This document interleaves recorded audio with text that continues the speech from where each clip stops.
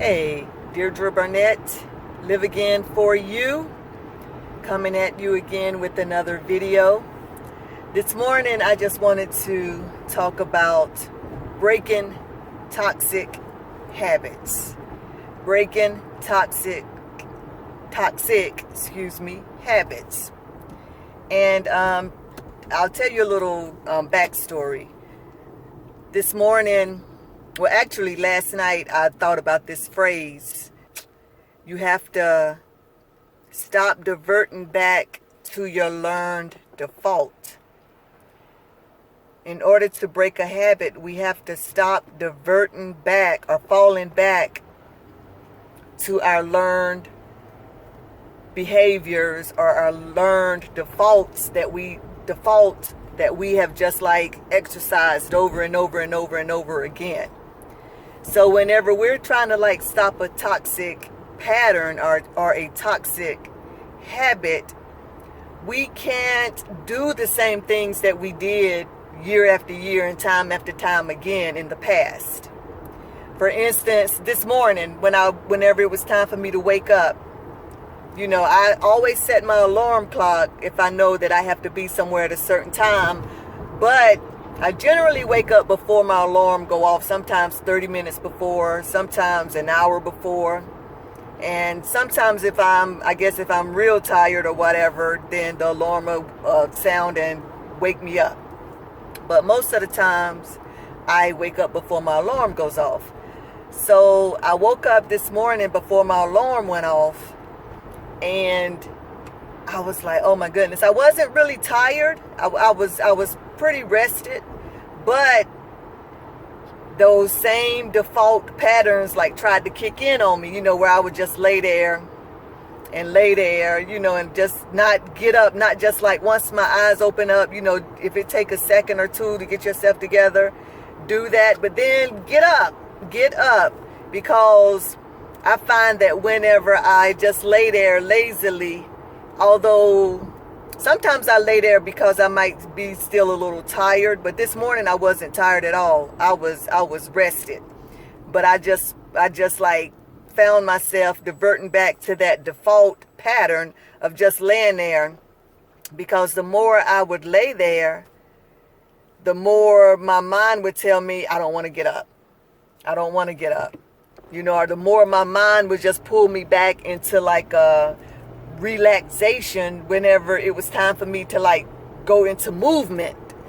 So last night when I thought about that phrase, in order to like break a habit or a toxic default, a toxic pattern, we have to stop diverting back to that same toxic default pattern that we have taught ourselves to pacify us or to either cope, whatever you want to like say. We have to stop diverting back to that. We have to stop. So yeah, in order to break a pattern or to break a toxic cycle, you have to do something different. That's the gist of the whole conversation. You have to do something different. You can't continue to operate in those same patterns.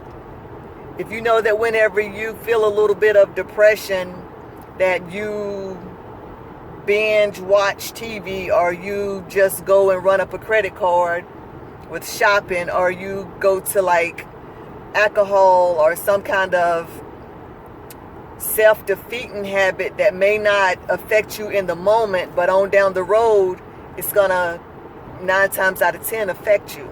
Because people who go to alcohol, you can get drunk, survive that, then get drunk again on another day, survive that.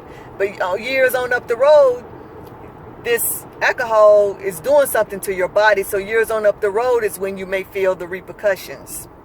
Or if you smoke, years on up the road is whenever you may feel the repercussions in the way of, throat cancer or something, or something, something else. I'm not putting anything out there on anybody. So yeah, even with grabbing your credit card, going shopping, for the moment, it's like instant gratification and everything. But whenever those credit cards run up to the max and you may not be able to maintain them anymore, and it destroys your credit.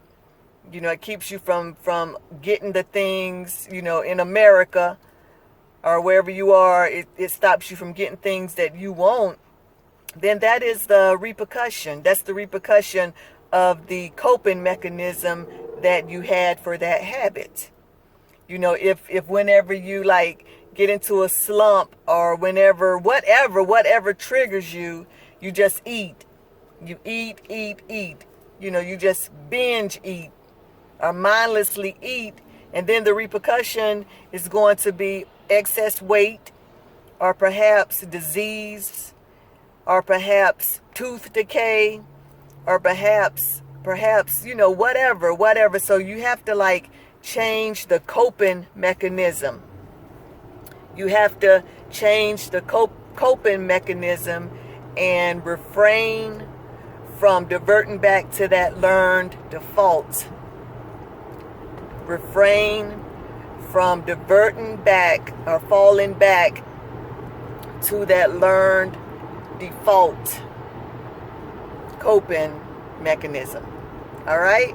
So yeah, I just wanted to jump on and express that, because that kind of gave me another perspective on, breaking habits.